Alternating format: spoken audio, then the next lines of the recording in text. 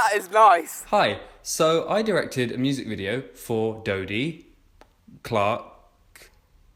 Hello. So I directed a music video for Dodie's Clark. If you're watching this, I assume you've seen the music video for Dodie's You, directed by yours truly. If you have, I hope you liked it.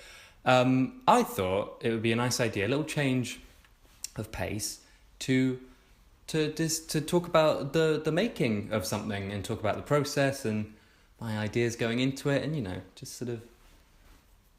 just that kind of. Is that okay? Can I do that? Can I? Am I allowed to do that? Thank you. So this whole journey, well, it's not. I won't call it a journey. This this whole process began when Sammy Paul, my friend Sammy Paul, the showrunner of Dodie Clark Music Video Enterprises Incorporated, came to me and said, "Hello, Bertie. We need a music video doing, and we need it stat. We need it now. We need you to have anticipated us asking. We need it to already be done. Have you done it?" And I said, "Oh, yes, please. I would love to direct a music video for Dodie. What song is it? Would it be for?" And he said, "You. It's for you." I don't know why I'm doing this like back and forth. You know what song it's for. You. You is a song about leaving a relationship and being aware of and acknowledging the mistakes both people made during, and desperately wanting to push forward and move on with your life. But at the back of your mind, there's this fear that everything they learn from being with you, they're going to apply to someone else and start living this romantic fairy tale relationship that perhaps irrationally you feel you were owed and you deserve. And it's a song about being heartbroken, basically, which is obviously something so many of us can relate to. So I was excited about doing it. The two pillars that Dodie and Sammy wanted to hit, regardless of what the concept was, would be shooting it in an old format, whether that's sort of in black and white or 16mm or Super 8, and filming it in Paris. Those were the two things that we had to hit, regardless of what the concept was. And that was very exciting to me because both of those things are right up my alley, I felt. I've used Super 8 once before and I really enjoyed it. I think the thrill of not being able to look at a monitor, not being able to watch your footage back and kind of handing it off to a lab and waiting to see if the footage even looks like anything, I thought was really fun and it was really exciting. And, there is just this tangible sort of quality to shooting on film, and I think especially Super 8. So I pushed that and they said yes, so we will go shoot it on Super 8.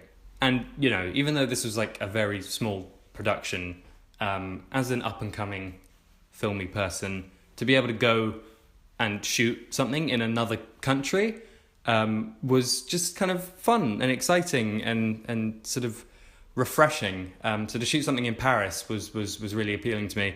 And Paris is something that's very close to Dodie, and it's influenced the song a lot and the story that the song was inspired by. So it just, we had to film it in Paris. And I think that's one of the real defining characteristics of the final video. With those core elements established, I went back, listened to the song a bunch of times, gathered my thoughts, and something I really latched onto was this notion that when you're heartbroken, when suddenly your life is devoid of love, you feel as though the world's out to get you. You kind of feel like everyone but you is having a tremendous time and is hopelessly in love and so happy, and you just don't want to see that shit. You're just not in the mood, but it feels like it's everywhere. And especially with themes in this song about Dodie imagining the person she once loved being in this perfect relationship that was sort of built in her image in a way. I love the idea of Dodie being this hopelessly heartbroken protagonist in the center of it, basically being subjected to everything romantic, everything lovely. Paris, the most romantic place in the world, shot on Super 8, an incredibly nostalgic and equally romantic format. And then there's Dodie, just sad and having to endure it. And it's the last place she wants to be right now. Paris and Super 8. To most of us, that combination sounds quite lovely. But when you're heartbroken, that world it's a nightmare. It's horrible. With this idea of it being a nightmare that Dodie's living through, I felt it wouldn't be enough if she's just walking around Paris being pissed off. I wanted something or someone to actively be antagonizing her, whether that's passively or unintentionally or whatever. I wanted there to be a kind of sickening presence that would give some justification as to why Dodie is so freaked out and bothered the whole time. And that's the thing I keep going back to. It's imagining the person you once loved being in a perfect relationship built on the foundation of your relationship. You know, someone's going to get to know the better you when I was supposed to, la la la la la. And that's what those two, the Jack and Sav head, that's what they represent. Of course, on a surface level, these two giant, lumbering, papier-mâché headed, smiling, terrifying things are just quite scary and sort of off-putting. But it's their falseness that I really wanted to achieve. Because I think ultimately, Dodie isn't seeing them as real people. In the same way that when Dodie imagines this person going off without them, she's not thinking of that person complexly. She is seeing these shimmering, false idols to love and romance that is not going to do you any good, and you've got to get past that. And that's what they are. They are Dodie's irrational perception of love and romance that everyone on the outside looking in can easily recognize that they're these twisted, false versions of real people. But to Dodie, when you're in that headspace, they're just reminders. They're reminders of what she once had, what she doesn't have anymore, and what she thinks she could have had, which is sad. Or they're just big, silly, papier-mâché headed people. That's also fine. That's also fine. Something I always liked about the song was that on the surface it may seem like a fairly light-hearted, kind of upbeat, boppy little tune. But when you delve into the lyrics, it's a lot sadder than that.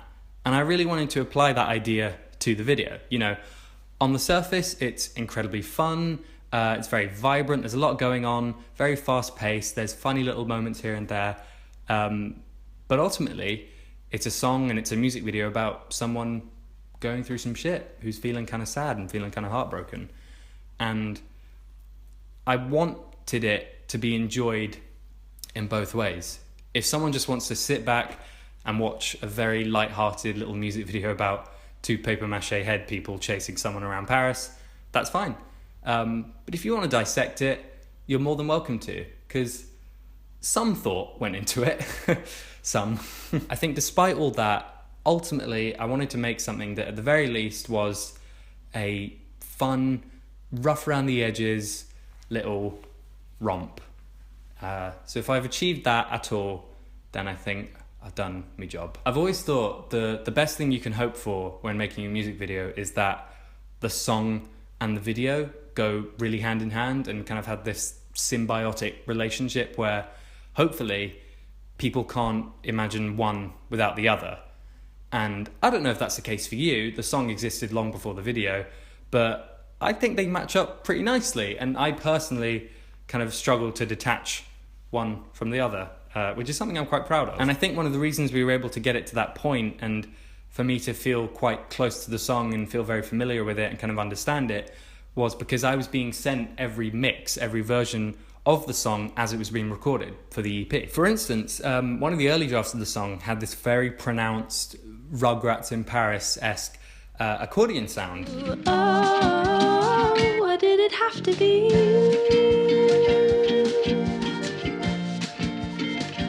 And I thought it was really lovely, and what it did was kind of help me get into that very Parisian state of mind and acknowledge that we should probably include various landmarks and kind of on the nose make it very recognizable that it's Paris and really put the viewer in that space. But they elected to get rid of it because I think for a music video that's like a nice thing, but for a song, for around a bit of accordion, it could be a bit jarring. But ultimately what that did, it just getting these different drafts, it helped me understand where Dodie was coming from and what needed to be put into the video to sort of convey that stuff. Oh yeah, the red things. So the red things, the rose, the balloon, the beret.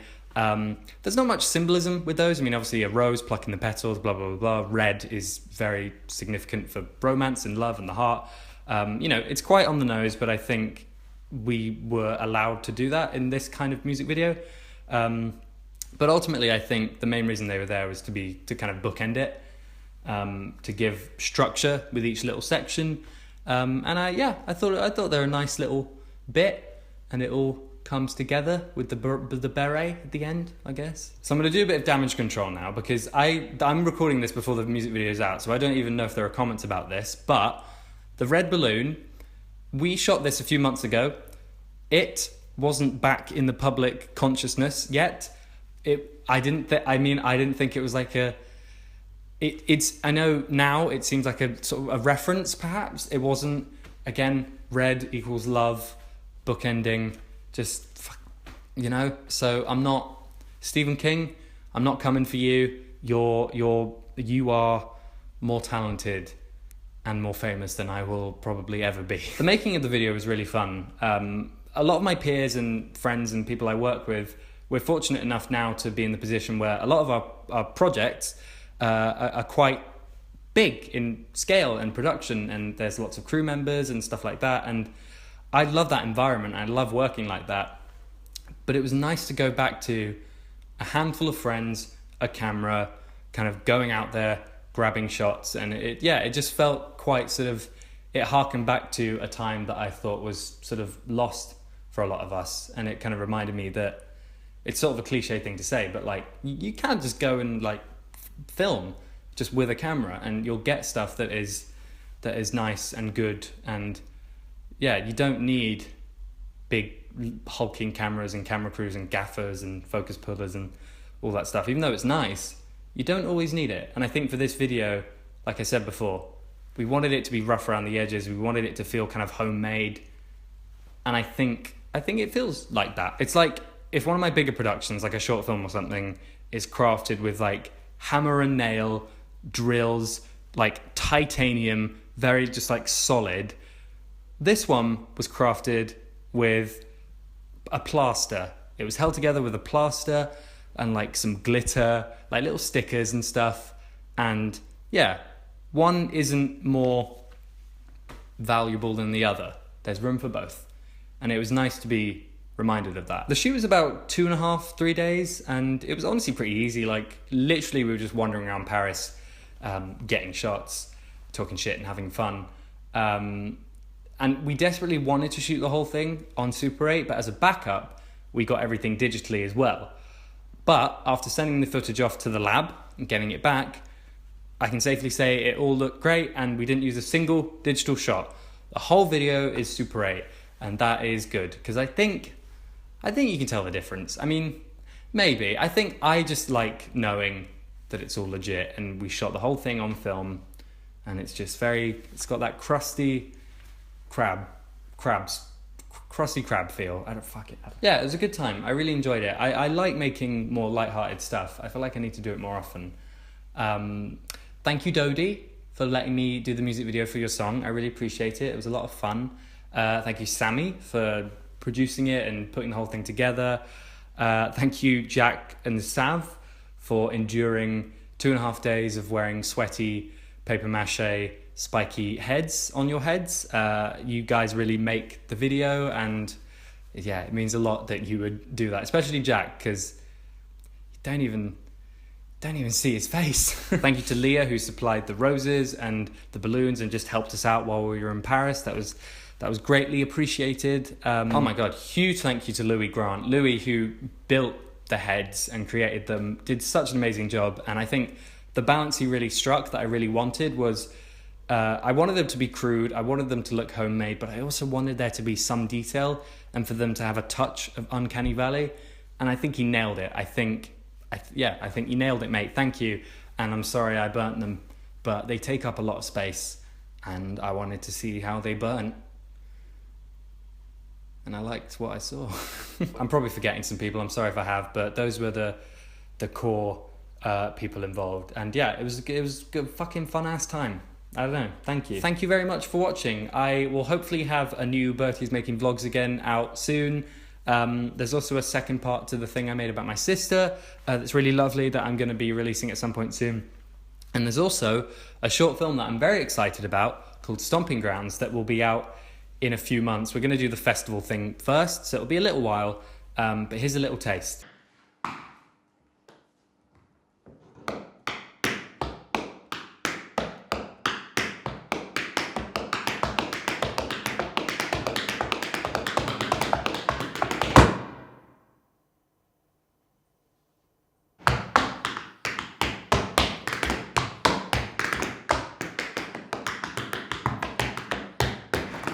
Doesn't that look good? Yeah, I'm insanely proud of it, and I think it's by far the best of the short films. I don't know. I'm proud of myself. I think it's gonna be proper real world good, which is what I want, which is nice. So keep an eye out for that. Ooh, oh my legs. I have been standing for oh my fuck.